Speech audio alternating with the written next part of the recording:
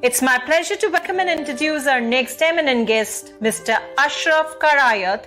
He is an author, CEO and founder of Alphatus, Salesforce.com partner, M&A deal maker and founder of Clover One. He was born in Nadapuram, a village in Kerala in India. After finishing his MA in English literature, he migrated to Dubai in 1991. He has 25 years of business experience coupled with a background in management philosophy. Despite the professional preoccupations, he continues in his quest to unravel the timeless knowledge of ancient Indian culture. He authored a famous book, Janak and Ashtravak, A Journey Beyond. So ladies and gentlemen, please welcome Mr. Ashraf Karayath.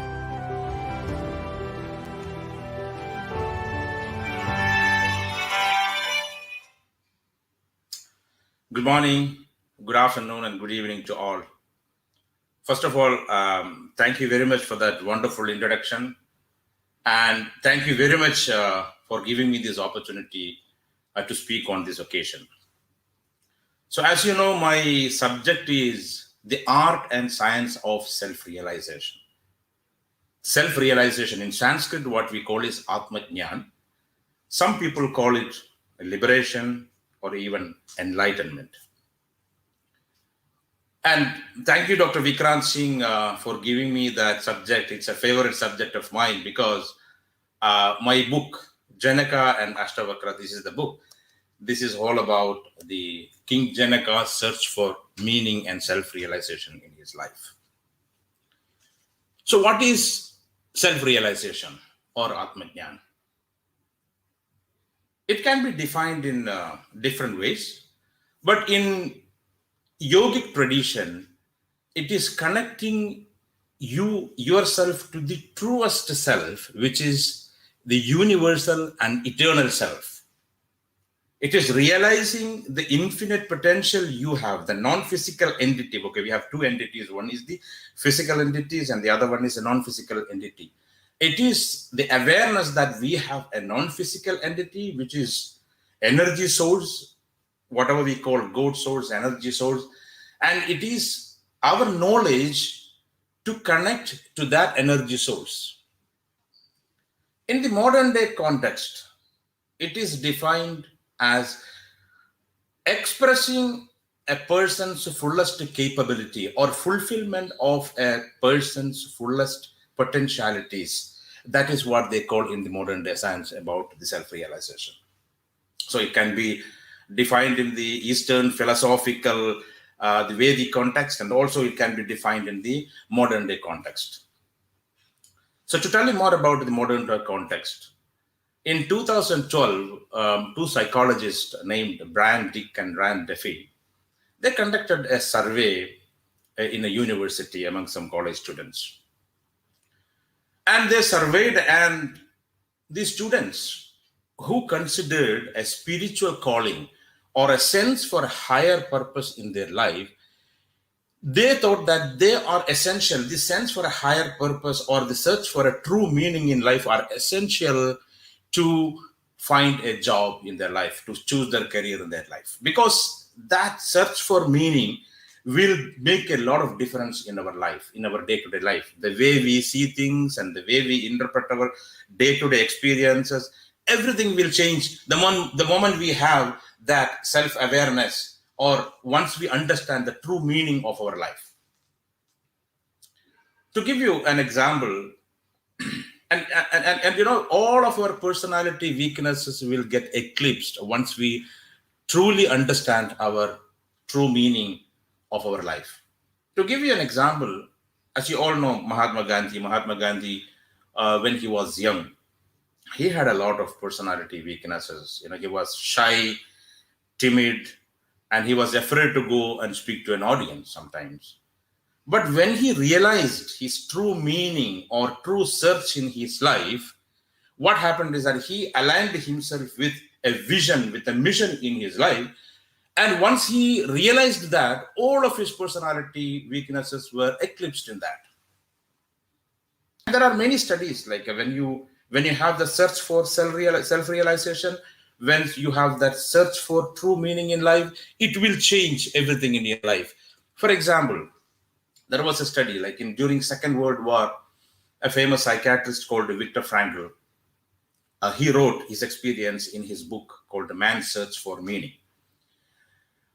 He talks about two types of people because he was detained in the Nazi concentration camp as a prisoner, and among these prisoners there were two groups. The first group was basically they lost their complete hope in life and they lost the meaning of their existence in their life. And what happened was they could no longer resist imminent starvation, sickness, and their body got deteriorated, their mental capacity came down, and they were succumbed to the illnesses.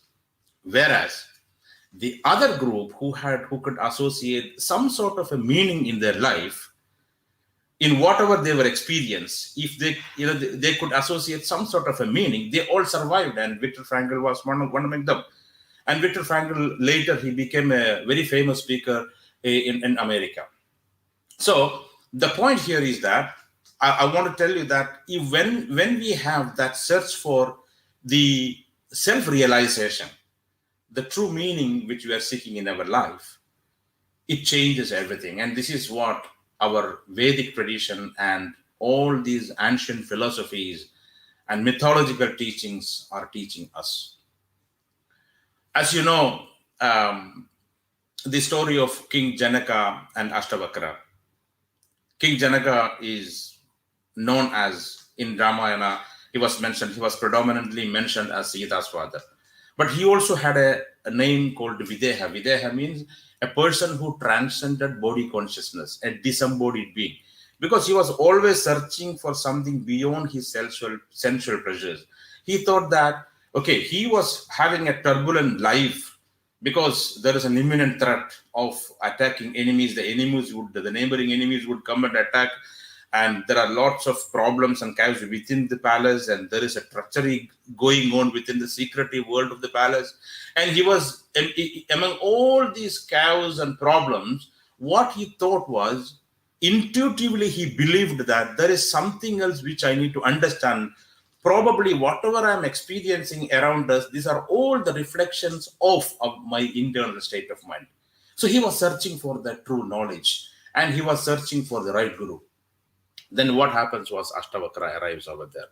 Ashtavakra, as the name says, he has 8 bends on his bodies, and but he was an enlightened being, and he was a true guru to King Janaka, and he imparted the knowledge of Atmajnan or self-realization to King Janaka, and this story is all about that. So when we come back to the modern day context of the explanation on self-realization, there is a famous psychiatrist called Abraham Maslow. What he talks about, what motivates a human being is nothing but self-actualization. Okay, it is more towards self-actualization. So self-actualization, he in 1943, he submitted a paper called Theory of Human Motivation, and he talks about a model called a pyramid model. In the pyramid model, he talks about a hierarchy of human needs. So the hierarchy is like this. The first, you have this physiological need, which is nothing but your basic needs of food, shelter, and your physical needs. And on the top layer, you have your safety. And the next stage is the psychological need. The psychological need is about how you are with the society, and there is a craving in you to be recognized in the society, and you need attention and you need status in the society. So this is all about the psychological need. And on top of that psychological need, you have this esteem, which is the first layer is the craving for the status, and the higher layer is basically it is the internal sense of worth. So the first is physiological need, the second is psychological need, which is the social need, and the third is self-actualization. So self-actualization is nothing but the craving of a person to express himself or herself to the fullest of who he is and excel in whatever that person is doing. And they usually come up with inventions and they become successful in their ventures, whatever they do. And Abraham Maslow says that Albert Einstein is a perfect example for that. So his theories were very popular after a few years. I mean, for a few years, it was very popular. And after a few years, he became his own critic of his theory. And he mentioned that it is not only the self-actualization that motivates a person or that brings meaning to a person, it is also something called a transcendence. So transcendence is what? It is not only the fullest realization of a person's capability or ability to excel in whatever they are doing, it is also a search to go beyond one's sensual pleasures or to go beyond oneself. And he was equating with the search for the infinite intelligence, merging with the infinite intelligence. And this is what Ashtavakra says, and this is what Ashtavakra advises to King Janaka. King Janaka was sitting in front of Ashtavakra as a child and was asking Ashtavakra, how can I be enlightened? How can I attain Atmajnan? And Ashtavakra says, O king, you're already enlightened. You were born enlightened. But the problem is that you don't know that you are enlightened. You were bestowed with all these blessings of the world and you were born enlightened, but over a period of time, what happened was, you built an identity layer by layer, and currently you are fixated with all these physical trappings and you cannot see that you are enlightened. Just realize that you are enlightened. That's it. The moment you realize that you are enlightened, the moment you realize that you have an incessant energy flowing through you, you will be able to connect to that energy stream. So that is self-realization, according to me. So which means there is a physical entity, which our body and our mind, everything. And apart from that, there is a non-physical entity, which is nothing but the energy stream, the source of energy, which is universal.